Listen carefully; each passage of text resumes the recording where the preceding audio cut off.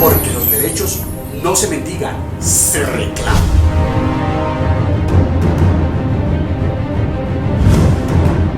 Gracias, muchas gracias por dejarnos entrar una vez más a sus hogares en su programa Al Derecho, en la defensa de su salud y de su bolsillo.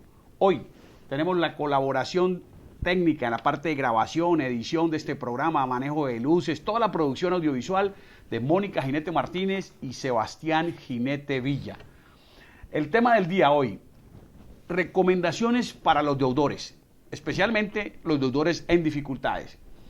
Finalizando pues este año 2015, reiteramos nuestro compromiso de seguir en la defensa de los deudores, los pensionados. En una sociedad de consumo como la nuestra, donde el crecimiento de la economía se basa en el crédito masivo y costoso, otorgado de manera apresurada y irresponsable, cada vez más y más familias están cayendo en la insolvencia y sufren la presión y misericordia de sus acreedores, haciendo verdad ese proverbio bíblico que dice: el deudor es siervo de su acreedor. Y tristemente, mientras en todo el planeta la tendencia es tasa cero, o sea, la tasa de interés tiende a cero para poder reactivar la economía, en Colombia estamos en este momento con una tasa de usura cercana al 30% y recientemente el Banco de la República la aumentó. Esto es vergonzoso porque es facilitarle la ganancia a los bancos y encarecerle el dinero, el crédito al pueblo colombiano. El pueblo colombiano tiene diversas cadenas que lo oprimen de esclavitud, el costo de los servicios públicos, entre ellos la telefonía celular, una de las más caras del planeta, el costo de la gasolina, una de las más caras porque el Estado se lucra de los impuestos de la gasolina, pero también el costo del crédito, que termina beneficiando a los grandes oligopolios bancarios, es otra de las cadenas. Entonces, estar en mora o ser sujeto de una obligación es algo relativamente natural. Tarde o temprano, todos los colombianos nos vemos agobiados por la situación frente a un banco. Estamos literalmente enculebrados hasta el cuello. Entonces, lo que primero que tenemos que entender es que deber y eventualmente no poder pagar no es ningún pecado. Y que el hecho de pasar por una transitoria situación de liquidez no lo debe llevar a uno ni a la vergüenza, ni a la depresión, y mucho menos al suicidio. De hecho, hay entrevistas interesantes que en Estados Unidos nos muestran que el 82% de los empresarios exitosos han sufrido al menos una quiebra en su vida. O sea, quebrarse es parte del propósito del aprendizaje. En la escalera que lleva al éxito, los peldaños se llaman fracasos. Y eso mismo aplica a las familias. El 27% de las familias norteamericanas se han sometido a cuestiones de bancarrota, a figuras jurídicas de bancarrota. Entonces vamos con unas recomendaciones prácticas para los deudores en dificultades. Primera recomendación práctica al pagar. Hay que obtener recibos de pago idóneos de todo aquello abono que se haga y se deben conservar. Y con cada abono que usted haga, usted tiene que exigir que le den el comprobante del pago del saldo de la obligación. Y si no está conforme, deje de pagar y asesórese de un abogado. El que paga mal, paga dos veces. Y hay gente que, sobre todo en los casos de gota a gota, de pagadiario y de ciertas cooperativas financieras, abona y abona y abona y nunca sale de esa oprobiosa obligación. Entonces, si no está claro ese abono, a cuánto se aplica, cuánto debe disminuir el saldo y cuánto es finalmente lo que queda restando de pagar de la obligación, si eso no está claro, usted tiene derecho a que le den esa información y a suspender los pagos. Y cuando ya usted está en mora o en dificultades y le hacen un requerimiento de cobranzas, usted no tiene por qué aceptar malos tratos, ni tiene por qué enzarzarse en unas explicaciones con un funcionario de cobranzas que lo llama muchísimas veces fuera de horas hábiles y respetando su derecho a la intimidad o su tiempo de descanso. El manejo pragmático, concreto, que le damos como resultado de nuestra experiencia de casi 20 años en la defensa de los deudores en dificultades es no atender los requerimientos de cobranza. Hablar con alguien de cobranzas es como hablar con un extorsionista. Eso es una persona entrenada para sorberle a usted el coco, para llenarlo de miedo, para llevarlo a que salga usted a vender el televisor, para abonarle a ellos y exagerando un poco para que salga usted a donar sangre, para hacer pues abonos a unas cuentas, como decíamos ahora, donde todavía van a quedar saldos importantes. La recomendación práctica es vuélvase ilocalizable frente a esos requerimientos de cobranza. Mientras usted no tenga plata para abonar, vuélvase ilocalizable. Contacto cero. contacto cero. Y cuando ya vaya a pagar, asesores y para hacer un buen arreglo. Como decíamos hace unos minutos, el que paga mal paga 2 veces.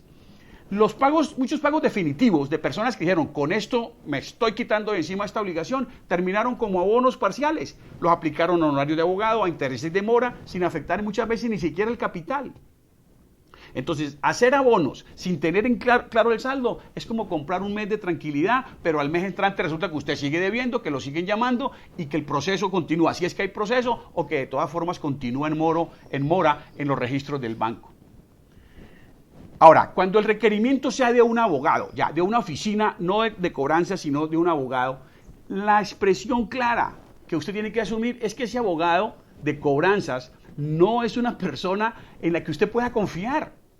Son múltiples, docenas, centenas, millares las veces en que estos abogados de cobranzas abusan de los deudores en dificultades. No se puede confiar en el abogado de un acreedor. Lo que busca este abogado del acreedor muchas veces es tenerle a usted meses y meses abonando, sacando él sus honorarios por derecha. Y muchos deudores han sido embargados mientras le estaban abonando a una oficina de abogados.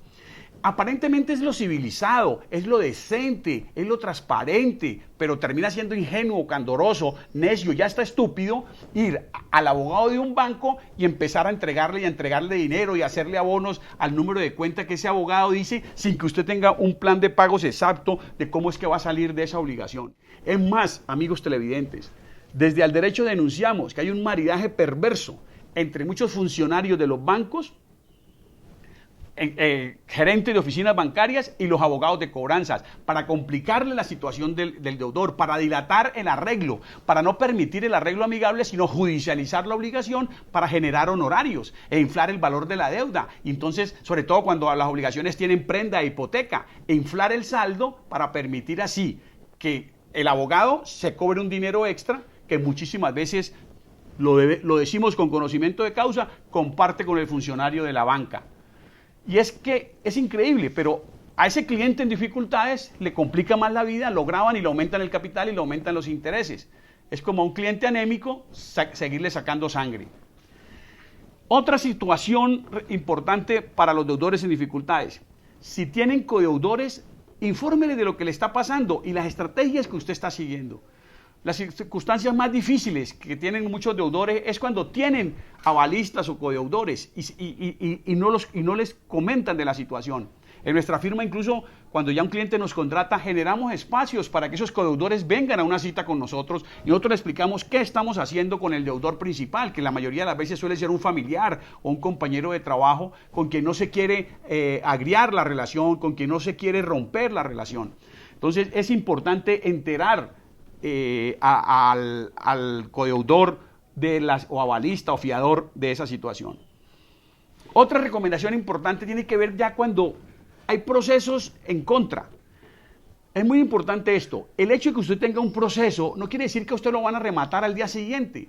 En promedio, los procesos civiles en Colombia de ejecución tienen una duración superior a 2 años. Algunos se van a 5, 6, 7 años. Entonces, el que a usted le notifiquen que tiene un proceso en contra no es para llenarse de pánico, ni para caer en depresión, ni para irse del país, ni dejarlo todo tirado. Pero tampoco es para que usted reciba la notificación y la guarde en un cajón y se ponga a orar sin actuar de manera inteligente y planeada. Es importante que usted tome asesoría legal y nunca se notifique de un proceso sin el acompañamiento de un abogado. Porque cuando usted se notifica de un proceso sin el acompañamiento de un abogado, empiezan a correr unos términos. Resulta que usted puede plantear una nulidad, un pagaré o señalar que ha habido abonos a esa determinada obligación. Pero si usted se notifica y no aparece un representante suyo en los días siguientes actuando, usted termina haciendo pagos exagerados. Y recuerde que aunque usted tenga un proceso en curso, se puede someter en Colombia al nuevo régimen de insolvencia de persona natural no comerciante. Hemos hecho esta estadística.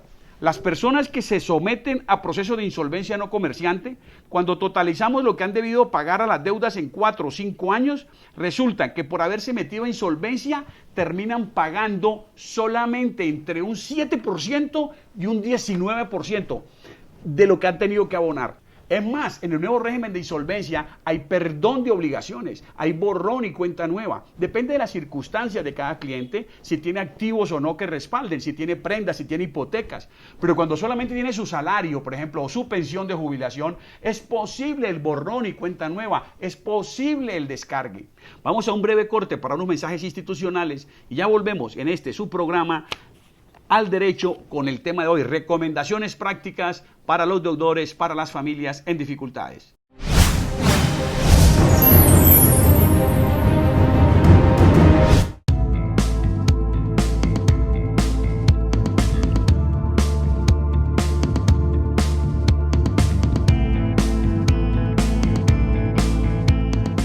Al Derecho. Tenemos una cita en el horario que usted escoja, aquí en la web. Estamos para hablar. Bienvenida a sus inquietudes, bienvenida a sus correos, en Facebook, en Twitter, como usted quiera. Tenemos una cita periódica en su programa Al Derecho.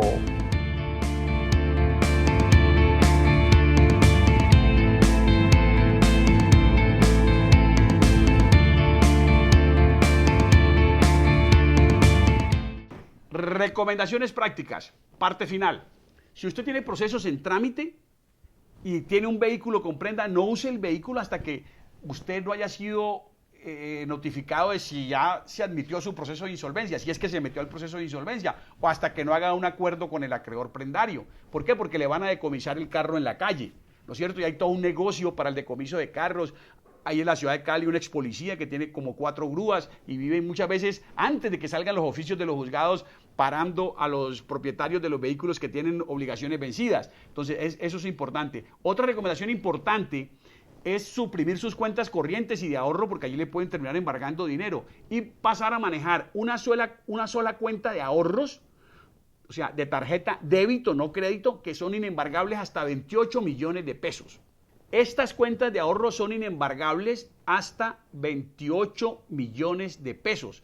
Entonces, eso es todo lo que usted necesita. Ahí le pueden seguir consignando sus salarios, sus pagos de trabajo, si usted es independiente o lo que fuese. Y ya prescindir de las cuentas corrientes, que además en Colombia son de las más costosas desde el punto de vista de las tarifas. Ahora bien, si usted se quiere someter a insolvencia de no comerciante y es comerciante en este momento, vaya cancelando su matrícula mercantil para dejar pasar unos meses y poder beneficiarse de este trámite de insolvencia de persona natural no comerciante, sin que esté cometiendo ningún fraude. Usted simplemente renuncia. ¿A qué renuncia? A la condición de comerciante. Y luego se queda con unas obligaciones y con esas obligaciones se presenta insolvencia para ver cómo se resuelve el tema. ¿Correcto? También es importante empezar a ahorrar, dejar de hacer abonos locos y tener un ahorro, una reserva para ir arreglando de manera inteligente con los acreedores y eventualmente, y por qué no decirlo, para tener cómo contratar los servicios de un acompañamiento legal en el nuevo régimen de insolvencia de la persona natural no comerciante. Vamos a hablar ya en la parte final de las ventajas de someterse a insolvencia. Como decíamos ahora, las familias que se someten a insolvencia en un lapso de 5 años terminan pagando, contando los honorarios de los abogados, contando los gastos de representación legal, entre un 7 y un 19% de lo que hubiesen pagado si hubieran seguido con todas las obligaciones al día. Hicimos ese estudio sobre 40 casos de la firma. Tomamos 40 casos de la firma. ¿Cuánto venían pagando? ¿Cuánto dejaron de pagar mensualmente? Algunos clientes que ya llevan 4 o 5 años en con el acompañamiento legal nuestro. ¿Cuál fue el beneficio directo? Que solamente pagaron entre un 7 y un 19%. ¿Y qué implicó eso? Calidad de vida. Pudieron seguir al día con colegios, que es nuestra recomendación, al día con las cuotas de los condominios, las cuotas de mantenimiento de las casas que están en copropiedad o de los edificios que están en condominio. Hay que entender que a Jack el Destripador no le gusta que se vendan prótesis. ¿Por qué decimos que a Jack el Destripador no le gusta que se vendan prótesis? Porque los bancos hablan mal de los abogados que trabajamos en insolvencia y hablan mal de la figura misma de la insolvencia. Dice que eso no sirve, que al final hay que pagar todo, y eso no es verdad.